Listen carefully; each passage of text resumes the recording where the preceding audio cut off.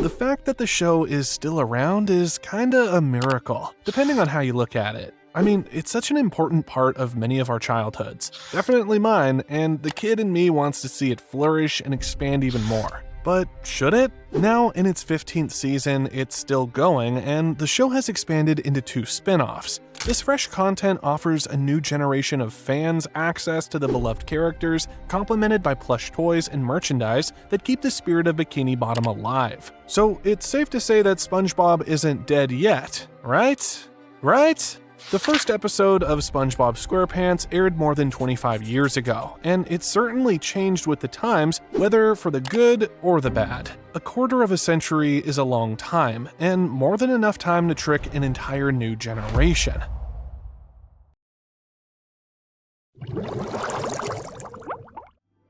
I think even I might have forgotten what SpongeBob was really about, and the mind-bending themes and stories it explored in its first 3 seasons, which I will call the Golden Age in this video. And troublingly, many who are just now discovering SpongeBob may be completely unaware of its origins and the profound depth they're missing. But even back then, many parents were not impressed. They were alarmed by the series' edgy humor and mischievous antics, fearing young viewers might be influenced by the absurdities that entertain them. The episode Sailor Mouth sparked controversy with SpongeBob and Patrick swearing, although bleeped out, leaving many parents questioning the messages delivered to their children.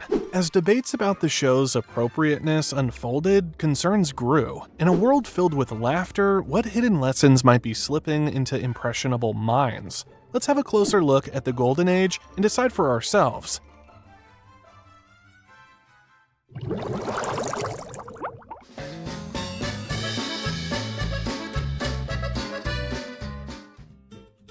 In Graveyard Shift, the episode begins with a typical day at the Krusty Krab, but a slow night leads Mr. Krabs to a greedy decision. He announces a new graveyard shift.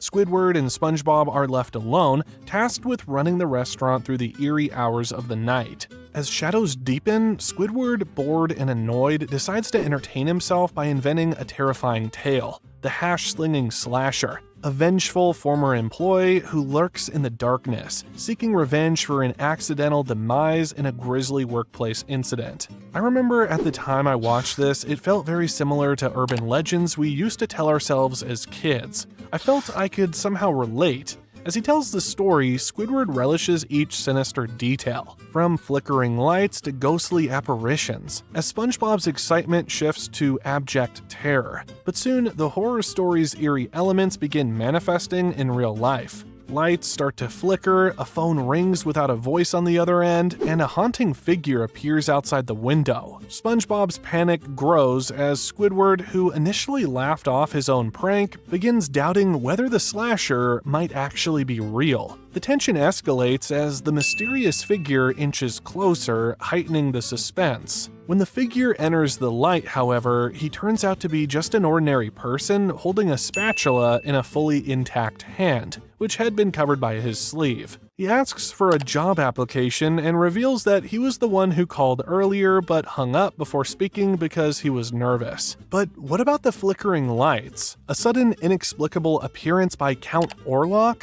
a reference to the vampire Nosferatu, brings a bizarre twist, leaving SpongeBob and Squidward, along with the audience, trapped between fear and absurdity. Which made us all wonder, what the fuck just happened? And leaving me to get a clean pair of underpants. I think I'm old enough to admit that now. Nope, still hurts.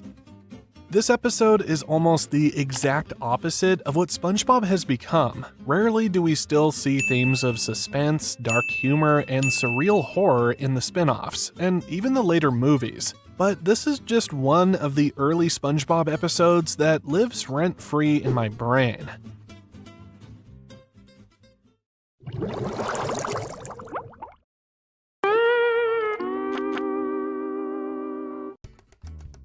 In the Nasty Patty, SpongeBob and Mr. Krabs face an unexpected nightmare when they mistakenly believe they've killed a health inspector. It all begins when a health inspector comes to the Krusty Krab, and Mr. Krabs grows suspicious, fearing he might be an imposter out to scam them. To test him, Mr. Krabs and SpongeBob serve the inspector a deliberately disgusting concoction they dub the Nasty Patty. However, as the inspector is about to take a bite, a fly gets lodged in his throat, causing him to pass out. Mistakenly believing they have poisoned him, SpongeBob and Mr. Krabs panic, convinced they've committed a crime. What follows is a darkly comedic descent as they attempt to dispose of the body without being caught. They end up hauling the unconscious inspector out into the night, intending to bury him on a deserted hill, Breaking Bad style. SpongeBob spraying the corpse with deodorant and feeling icky about touching are nice touches.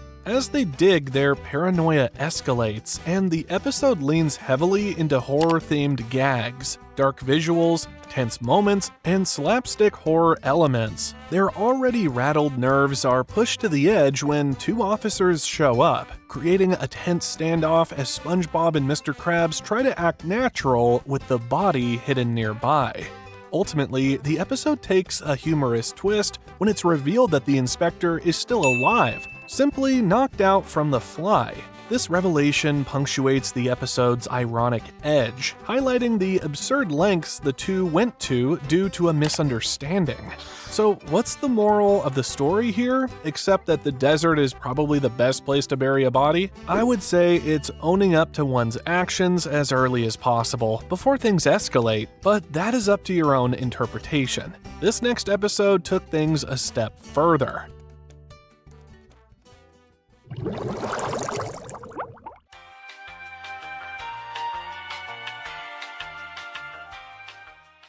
Squidward the Unfriendly Ghost starts out like most SpongeBob episodes. Squidward has just completed a wax sculpture of himself and declares that he has conquered all artistic media. And as always, he's annoyed by SpongeBob and Patrick, who are playing a loud game. So he goes to take a bath. That's why I love that cranky octopus. I would have done the same if I was in his tentacles.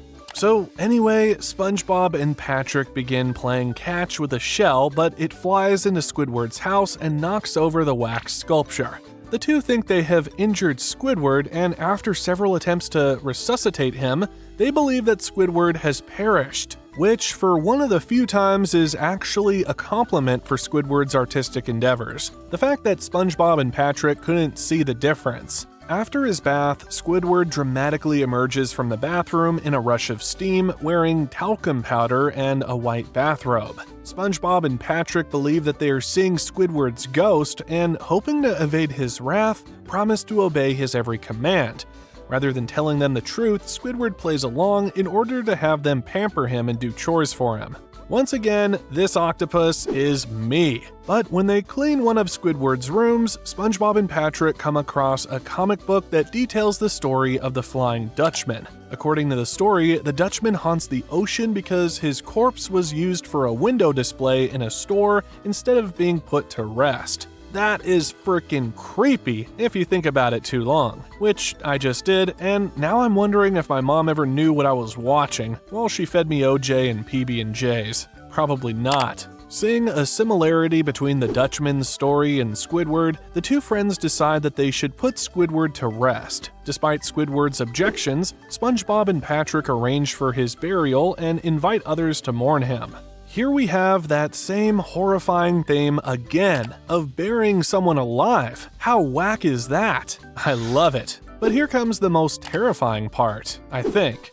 Squidward finally admits his charade, but SpongeBob and Patrick believe that Squidward is simply in denial about his death. There is no escape. SpongeBob blows a large bubble that encapsulates Squidward and sends him floating right out of the water, up to the great beyond. I'm not sure if this episode even had a moral, but I don't even care. That unresolved ending is 10 out of 10 in my books. So much of the stories in the Golden Age were left open for interpretation, especially in this next episode.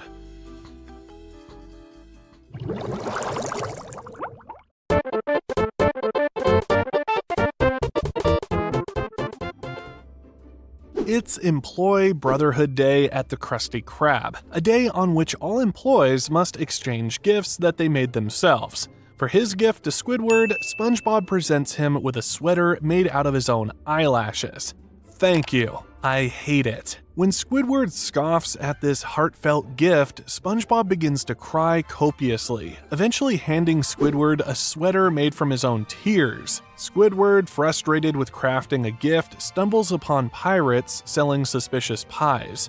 At first, being told they are bombs, he laments his inability to buy one, leading the pirates to retract their initial claim and sell him a pie for $25. He presents this homemade pie to Mr. Krabs to taste it, but a mishap causes a crumb to explode, demolishing the back of the Krusty Krab. Mr. Krabs suspects foul play, Squidward admits he bought the pie unaware of its contents, and meanwhile, SpongeBob finds the pie oblivious to the chaos. And we all know what happens next. After Squidward explains the situation to Mr. Krabs, they realize the pie bomb is still in the Krusty Krab. Rushing back, they find SpongeBob has eaten the entire pie. Mr. Krabs, horrified, questions how Squidward will cope with killing SpongeBob, and Squidward imagines a grim scenario where SpongeBob explodes. Thanks. Mr. Krabs warns that the pie will detonate in SpongeBob's lower intestine. He has seen this happen 11 times. Feeling guilty, Squidward vows to make SpongeBob's last hours enjoyable and asks for his friendship list. A montage of their fun ensues as Squidward forgets the looming disaster. SpongeBob's final activity is watching the sunset with Squidward as they sit together. SpongeBob casually mentions if he were to die in a fiery explosion, this sunset would be perfect. Squidward feels emotional about the whole ordeal, and SpongeBob burps, signaling probably that the explosion is near. As they count down to sunset, Squidward grows increasingly anxious. When SpongeBob finishes counting, an explosion occurs and Squidward breaks down, relieved that he can make SpongeBob's last moments enjoyable. Another explosion knocks down the wall, crushing Squidward. As he emerges, he sees SpongeBob alive and blowing bubble bombs. Furious, Squidward expresses his frustration about spending the day with SpongeBob because he believed he was going to explode. SpongeBob then reveals he was saving the pie to share, but as he walks over to Squidward, he trips and the pie bomb detonates, obliterating Bikini Bottom. The cool thing about the explosion is that the creators of SpongeBob used actual footage from the Bikini Atoll nuclear tests, which of course is right above Bikini Bottom. I find this subtle connection to reality extremely fascinating as it adds an unexpected layer of depth to the show, linking the whimsical undersea antics with historical events.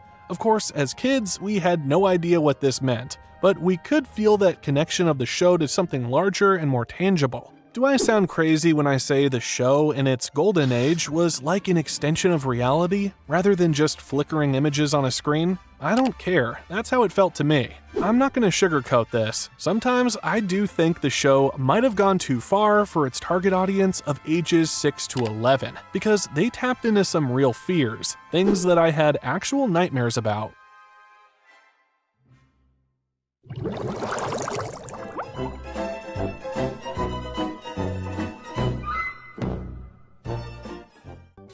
When SpongeBob and Patrick board a bus to get home from Glove World, a glove-themed amusement park, they accidentally board the wrong bus, which takes them down a cliff. The cliff leads to a sort of gloomy zone called Rock Bottom, inhabited by multiple unusual and strange deep-sea animals. Very Twilight Zone-y. SpongeBob tells Patrick to wait while he goes to try and find a bus schedule. While SpongeBob is gone searching, Patrick gets on the bus to go home, but somehow leaves SpongeBob behind. This was probably one of my worst nightmares as a kid, being left alone in some desolate place, with no way to fend for myself. Second to being buried alive, that is. After several unsuccessful attempts to get on a bus, SpongeBob heads to the bus station and waits in a very long line. By the time he gets to the front, he finds out that the last bus to Bikini Bottom will leave in a few seconds, but before he has time to react, it pulls away from the station. The Ticketmaster tells SpongeBob that it was the last bus until morning and leaves for the night. shutting off the lights in the process. SpongeBob, who is starting to show fear and anxiety, takes out his glove flashlight, but the battery shorts out, leaving him in advanced darkness. As he stands alone in the station giving himself a pep talk, he hears the familiar raspberry sound echoing and makes a mad dash back to the cliff. Walking. Running! Better start running! Running! Running!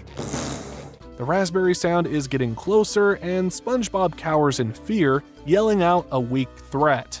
As the creature closes in, a bright light engulfs SpongeBob and he lets out a scream. He's relieved when he notices the light is coming from a friendly-looking anglerfish creature who found SpongeBob's lost glove balloon. SpongeBob sarcastically thanks him for solving the balloon problem, but begins rambling about his other problem, trying to get home. The anglerfish blows up the balloon and ties it to SpongeBob's wrist. He opens his eyes to see he's floating in the air and understands the anglerfish was helping him using the unorthodox method of balloon travel. This episode at least had a happy ending, except for the fact that it ends with Patrick going back to rock bottom in a bus to go save SpongeBob. Hilarious? Yes, but it also leaves me with a feeling of unease, that this is somehow a loop.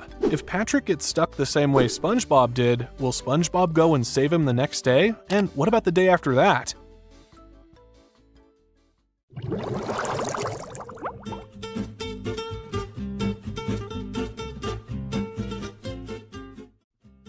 SpongeBob plays with Gary when Patrick tells him about the jellyfishing convention. Unable to take Gary, SpongeBob asks Squidward to watch him, showing him the labeled cans of food. Eager to be rid of them, Squidward lies about caring for Gary and heads outside to sunbathe all weekend, leaving Gary neglected inside. This is horrible in its own right, but it gets worse. When SpongeBob returns, Squidward suddenly remembers he was supposed to care for Gary. Finding the snail sick from neglect, Squidward tries to feed him, but Gary is too weak to eat. So Squidward attempts to force feed Gary, but when he hears SpongeBob coming, he gives up and shoves all of Gary's food into his own mouth. Squidward greets SpongeBob awkwardly, claiming he was just checking on Gary. Just as Squidward prepares to leave, Gary slowly enters the room. SpongeBob, who sees something is wrong, quickly calls Dr. Gilliam, the local vet. After assessing Gary, Dr. Gilliam determines that he needs a syringe of snail plasma, but leaves the injection to SpongeBob, claiming he's too squeamish. This is actually pretty funny, but it leads to something horrible. Amateur mistake. Giving SpongeBob a syringe. SpongeBob asks Squidward for help, who reluctantly agrees. However, in the chaos, Squidward accidentally injects SpongeBob through his nose, but Squidward reassures him not to worry. Yeah, right. Annoyed after arguing, Squidward leaves, still insisting to SpongeBob that nothing will happen. Later, SpongeBob starts behaving sluggishly and begins eating Gary's food, convinced he's fine, as Squidward claimed. When he heads to the bathroom, his eyes bulge grotesquely, stretching from his body. His form flattens against the ground, limbs vanish, and his body reshapes itself. In a shocking transformation, SpongeBob fully morphs into a snail, leaving a chilling silence in his wake. Goddamn terrifying. Seriously, imagine that happening to you. Was this episode directed by David Cronenberg? Afterward, SpongeBob seeks help from Squidward, but Squidward panics upon seeing him as a snail. He blocks doors and windows, trying to hide and grappling with guilt over neglecting Gary. As SpongeBob chases him for assistance, Squidward runs in terror, causing chaos in his house. In the confusion, he accidentally injects himself with the snail plasma, ironically turning into a snail himself. Later that night, Gary, SpongeBob, and Squidward meowing to the tune of Blow the Man Down on top of a fence. Patrick, who has been awakened and annoyed by this, yells at them to clam up and throws a boot at Squidward, knocking him off the fence. But they still continue singing. Once again, we're left without a clear resolution, raising the chilling question, what if you were trapped in a snail's body?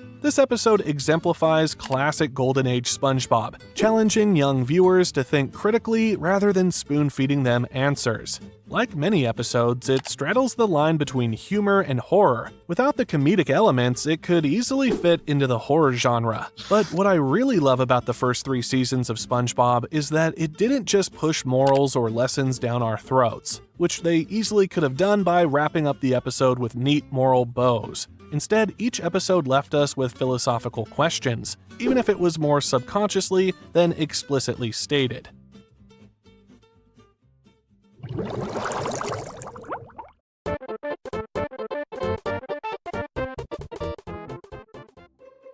I mean, heck, due to how broadcasting worked back in the day, we watched the episodes over and over and over until a new season came out. Then we watched those repeatedly as well, so something had to stick, like these questions posed by the 6 episodes I just reviewed. Graveyard shift. What is the nature of fear, and how do myths influence our perceptions of reality? Nasty Patty. How far will individuals go to justify their actions when they believe they are in the right? Squidward unfriendly ghost. What happens to our identity and relationships after we die? Dying for pie. What does it mean to sacrifice for friendship, and how do we value life? Rock bottom. How do we cope with feelings of isolation and disconnection from others? I was a teenage Gary. What defines our true selves, and how do our experiences shape our identities? Big questions for young minds, but in the end, I think most of us ended up better than all right, due to those early SpongeBob episodes. SpongeBob SquarePants tricked an entire generation into thinking it's something it's really not. It's not just wacky fun, weird characters, and beautiful animation. I believe the real SpongeBob and what it stood for was buried long ago, replaced by something else. I'm not saying don't watch SpongeBob SquarePants, Camp Coral, or even The Patrick Star Show. Enjoy those shows, but first, go back to the beginning. Golden Age SpongeBob shared the same fun and chaos as the modern version, but included a bit more darkness. It encourages the current generation to enjoy the humor while subtly prompting them to reflect on different philosophies of life without being obvious. This approach helps viewers think for themselves and find the good in everyday and absurd situations. Light cannot be completely understood without the presence of a little bit of darkness.